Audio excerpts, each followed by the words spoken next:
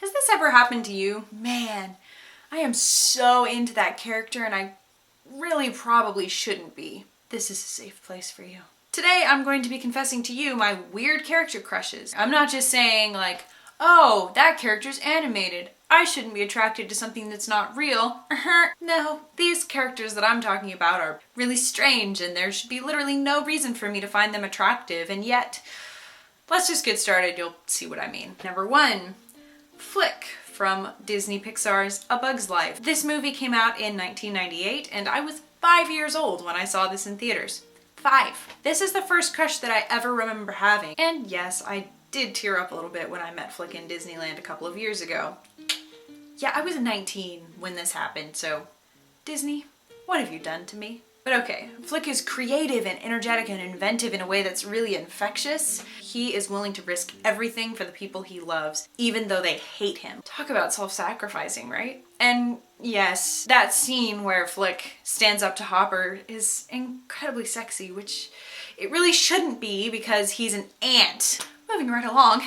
Number 2, CL Phantom Hive from the anime Kuroshitsuji or Black Butler. Now hold up. This character is relatively attractive by anime standards, right? So this isn't so weird. No, it's super weird because he's 12. Yeah, 12. I find most of my peers to be immature, and I find myself over here swooning for a 12-year-old with blue hair who is so hell-bent on avenging his parents' murder that he sells his soul to a demon. At least this one's human though, right? Please don't arrest me. And he also dresses up like a girl a lot and really actually carries it off quite well, and this time I definitely blame the creators of this show. I mean, first of all, look at him. He's mature, he's internal. There's never something so important that he doesn't take time to prepare himself and look respectable. He's an Earl, after all. He is so passionate about the thing that he believes in that it is his entire identity. If he were to let go, he would cease to be himself. Someone who's that passionate about what they believe in. Man, is he really 12? Let's move on. Next is Spock from Star Trek. This is probably the most normal of all of these crushes. What makes it abnormal is the fact that I was 13 when I was crushing on Leonard Nimoy, who is at least 20-something years older than me, if not more. At least I don't discriminate based on age. And in fairness, I feel a little more justified in this after having seen the most recent iteration of the series with Zachary Quinto. Yeah, you can't judge me on this one now, can you? I see you. Spock is rational and calm and controlled and reasonable, but even so, he's got this internal war constantly going on between his emotional human genes and his non-emotive Vulcan heritage. Like, gosh. Zachary's version of Spock really illustrates this struggle really well. And those pointy ears, I mean, heck yes. I'd live long and prosper with you any day. That made this so much worse just now, didn't it? Okay. And finally, the one that is this one is the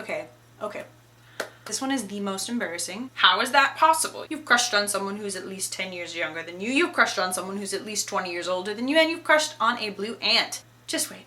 My last crush is Sans from Undertale. I am very passionate about this patch of pixels right here, okay? What makes this more embarrassing is that I was crushing on this based solely on the in-game material. Like, I wanted to wake up next to him before I saw this kind of fan art. I mean, everybody wants to wake up next to that, right? But I wanted to wake up next to this. I still do. Deep down inside, I still do. Every night. So what is it about this squat skeleton that I just find so dang sexy?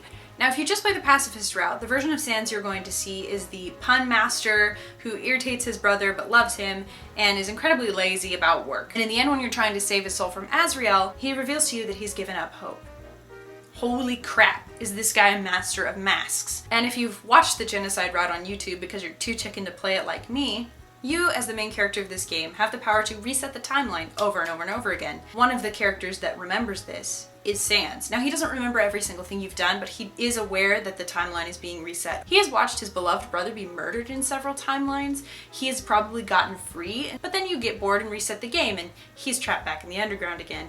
That would be horrible. The worst part about all these resets? Sans is the only person who realizes that he's freaking Bill Murray in Groundhog Day from hell. And yet, he keeps going and he keeps joking and he keeps trying to be present for other people. Plus, I mean, puns. Puns are incredibly attractive to me. I use puns all the time. I think it's one of the most intelligent forms of humor. Yeah, so that's all for... But, you know, as I compiled this list, I've noticed a common pattern. a link. But they all have one thing in common. Personality typing. I generally dislike personality typing. That tells you just how desperate I am to find something that makes sense of all of this. Now, if you're really unfamiliar with personality typing, I'm going to give you a really quick crash course in the Myers-Briggs-Keirsey personality temperament. This particular test breaks personality into 8 different letter options and gives each person who takes this test one combination of 4 of these 8 letters. The first group of letters to be chosen from is either I for introvert or E for extrovert. If you're an introvert, you get most of your energy from being alone and thinking about ideas and your own thoughts. If you're an extrovert, you get most of your energy from being around people and in the concrete real world. The next letter is going to be between intuitive and sensing. Intuitives perceive the world through patterns and possibilities, whereas sensors take in information with their 5 senses. Next is feeling versus thinking. A feeler is going to make their decisions based on the well-being of a group or personal concerns. A thinker is going to make decisions based off of objective principles and impersonal facts. And finally, the last letter is between perceiving and judging. Perceiving is spontaneous and adaptable. Judging is more ordered and structured. I most frequently test out INFP and INTJ. Now, what's interesting about these 2 personality types is that INFPs make up less than 4% of the population and INTJs make up less than 2%. To be in between these 2 personality types is even more unusual and means I'm even more of an oddball than most of the general population. What does this have to do with the weird characters that I find sexy? Well, I took it upon myself to personality type these characters and some other characters that I didn't think were quite as weird, like that most people have crushes on, like Loki. People have crushes on Loki, right? Maybe that is weird. Is it weird to have a crush on Loki? Gosh. Unexpectedly, these characters fell into 2 categories. The ENTP, inventor type, and the INTJ, mastermind type. The ENTP is another rare type. It only makes up less than 4% of the population. Suddenly it's starting to make sense why I'm crushing on so many fictional characters and so few real-life people. The ENTP type is generally the wanderer, the adventurer, and that is so attractive to me. That's just, ugh. I love it. The INTJ is more orderly and collected and calm and together, and I really admire that as well. Any personality with an NT combination is going to be irrational. An F combination is going to be an idealist. The idealist is going to be most intrigued by and attracted to the rational, because generally they see the similarities because they're both intuitive personality types, but there are enough just interesting tweaked differences to make them really interesting. So I guess based on these personality type facts, I'm not crazy for finding these characters sexy.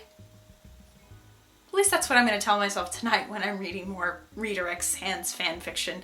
If, like me, you have these really weird crushes on characters, hopefully this has helped you feel a little more sane. Please share down in the comments what your character crushes are. It'll make me feel better and we can gush over them together. If you enjoyed this video, please give it a good thumbs up and subscribe for new videos every Wednesday and Friday. Thanks for watching and have a nice day.